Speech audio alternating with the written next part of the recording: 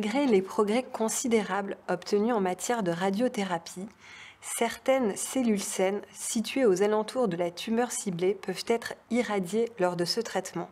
C'est là que se trouve la source des effets secondaires. Certains apparaissent lors des séances, d'autres à la fin des traitements ou même bien après. Ces risques sont connus et il existe des moyens pour les minimiser. Bonjour Dr Sophia Rivera. Bonjour Céline. Quels sont les principaux effets secondaires de la radiothérapie ? Alors en radiothérapie, il faut distinguer deux grands types d'effets secondaires. Les effets secondaires aigus, qui surviennent au cours de la radiothérapie ou vraiment dans les semaines qui suivent la fin de la radiothérapie, et puis les effets secondaires tardifs, qui peuvent survenir plusieurs mois, voire même plusieurs années après la radiothérapie. Alors pour ce qui est des effets aigus, c'est essentiellement des effets inflammatoires, donc par exemple des rougeurs au niveau de la zone traitée, une sensation de picotement, parfois une sensation de gêne, et c'est des effets qui sont assez fréquents, mais qui sont réversibles. Alors que les effets tardifs, eux, ils sont plus rares. Ils peuvent survenir sans rapport avec le fait d'avoir fait ou pas fait des effets aigus. Et puis, ils surviennent ce qu'on appelle de manière stochastique, c'est-à-dire de manière un petit peu au hasard. Aujourd'hui, on n'a pas de test réellement efficace pour prédire qui sont les patients qui vont faire ces effets secondaires tardifs. Ça reste des effets très rares, mais c'est plus des effets à type de fibrose, c'est-à-dire de perte d'élasticité des tissus. Et donc ça peut concerner les différentes régions qui sont traversées par les rayons, donc les différents organes en fonction de la zone que l'on souhaite traiter. Et qu'est-ce que je dois faire si justement j'ai ces effets secondaires tardifs ? Alors pour ces effets secondaires tardifs, il faut déjà voir si c'est quelque chose qui est réellement en rapport avec la radiothérapie, donc qui se situe dans la zone traitée. Ensuite, c'est voir ce que sont ces effets secondaires. Donc on peut prendre quelques exemples. Si il s'agit par exemple d'une irradiation qui a concerné la région thoracique, donc il peut y avoir une fibrose au niveau pulmonaire. Ça veut dire donc une perte d'élasticité des tissus. Donc le tissu pulmonaire, finalement, c'est des alvéoles qui se remplissent d'air avec la respiration et qui se vident de leur air. On comprend bien que si ces alvéoles elles sont moins élastiques, eh bien on va avoir une plus grande difficulté à respirer, donc on peut avoir un essoufflement. Encore une fois, c'est rare, l'essoufflement il est souvent très modéré, mais si on a un essoufflement alors qu'on a eu de la radiothérapie à l'étage thoracique, ça mérite quand même de consulter d'abord son oncologue radiothérapeute et puis en fonction de l'évaluation qu'il pourra faire, de compléter par des examens complémentaires, et ça peut parfois nécessiter des traitements qui peuvent être des traitements, alors ça peut être de la corticothérapie, ça peut être des exercices respiratoires, de la kinésithérapie respiratoire, de façon à améliorer ces symptômes. Les effets secondaires, est-ce qu'ils sont systématiques et est-ce qu'ils sont les mêmes pour tous les patients ? Alors, ils ne sont pas du tout systématiques, heureusement, et ils sont de moins en moins fréquents parce que les techniques de radiothérapie permettent de mieux en mieux d'épargner les tissus sains, donc les tissus qui ne sont pas des tissus cibles, qui sont les tissus qui sont autour de la zone qu'on veut irradier. Et c'est vrai que d'irradier de plus en plus précisément permet de réduire les champs d'irradiation pour vraiment traiter la zone à risque, donc soit la zone où se trouve la tumeur ou la zone où se trouvait la tumeur, et de mieux protéger tout ce qu'il y a autour. Donc c'est loin d'être systématique. Est-ce que ça survient, chez qui ça survient ? Il y a quelques facteurs de risque. Bien sûr, plus le volume est grand, plus la dose est grande, plus il y a un risque d'effet secondaire, mais ensuite il y a des terrains particuliers. Alors il y a des formes très rares qui sont liées à des syndromes de radiosensibilité, avec des gens particulièrement sensibles aux rayons, un petit peu comme il peut y avoir des gens qui sont très sensibles au soleil et d'autres moins sensibles.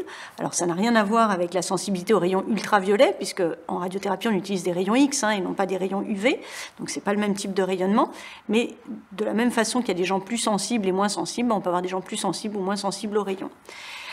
Ensuite, selon les localisations, c'est vrai que par exemple, quand on va irradier un sein très volumineux, on va avoir un peu plus de risque de réaction cutanée, de rougeur de la peau, d'irritation de la peau, que quand on irradie un sein de petit volume, parce que le volume irradié va être moins important, et puis aussi parce que quand on a un sein très volumineux, souvent la partie sous le sein se retrouve un peu dans une zone de frottement, de transpiration, voire de macération, donc ça irrite un peu plus et ça vient se cumuler avec les rayons. Et c'est un peu la même chose aussi sous le bras, qui peut être une zone de frottement. Donc c'est vrai que la surcharge pondérale peut être un risque de majoration de la toxicité. En règle générale, il faut combien de séances de radiothérapie ? Alors ça, c'est très variable. Les nouveaux schémas de radiothérapie vont vers de moins en moins de séances, des doses un peu plus fortes par séance, mais moins de séances au total, avec des traitements qui sont de plus en plus précis et qui permettent justement d'aller délivrer des doses plus fortes sur la zone à traiter et du coup moins de doses autour. C'est ce qu'on appelle la radiothérapie hypofractionnée, c'est-à-dire moins de séances, mais tout aussi efficace. Donc il n'y a pas de règle en fait. Le traitement, par exemple, par radiothérapie d'une prostate, ça peut aller jusqu'à 40 séances de radiothérapie, et à l'autre extrême, on peut avoir des traitements en une seule séance pour certaines tumeurs, et même dans des tumeurs de prostate, on peut être entre 40 séances et 5 séances de radiothérapie, voire une séance si on fait de la curithérapie. Pour le sein, c'est pareil, on peut aller de traitements qui sont en 25 ou 33 séances à des traitements qui sont en 5 séances, voire même en une seule séance quand on fait de la radiothérapie péropératoire. Donc là où historiquement il y avait vraiment des dogmes avec le même schéma pour tous les patients, aujourd'hui on est sur des traitements qui sont extrêmement personnalisés en fonction du patient, de son âge, de ses comorbidités, du type de tumeur, de s'il a été opéré ou pas, enfin si la tumeur est en place ou pas.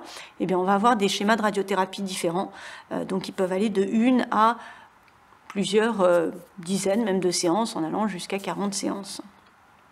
Est-ce qu'il est possible de prévenir ou de limiter les toxicités induites par la radiothérapie? Oui.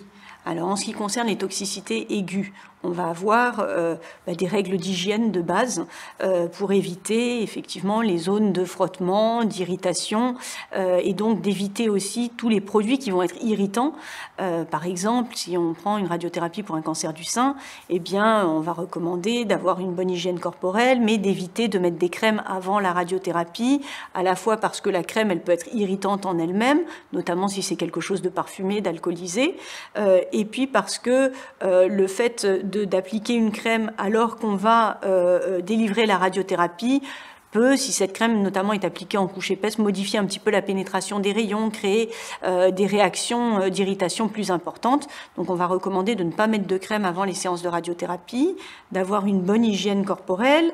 On va recommander aussi, si possible, d'avoir un rythme, je dirais, quotidien assez raisonnable, de sommeil régulier, d'alimentation variée, équilibrée. Et puis surtout, au moment de la toilette, d'éviter de frotter avec la serviette de bain, mais plutôt juste de tamponner, de porter des vêtements plutôt en coton que synthétiques qui font transpirer, encore une fois pour éviter ces problèmes de transpiration et d'irritation, et d'utiliser des savons doux, type savon sur gras qui hydratent bien la peau, mais en tout cas pas de gel douche parfumé, exotique, de choses qui a irrité la peau, voilà.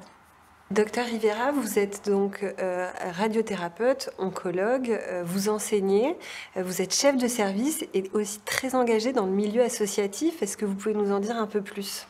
Oui, alors effectivement, c'est quelque chose qui me tient à cœur, et en particulier dans le milieu associatif enseignant, je dirais.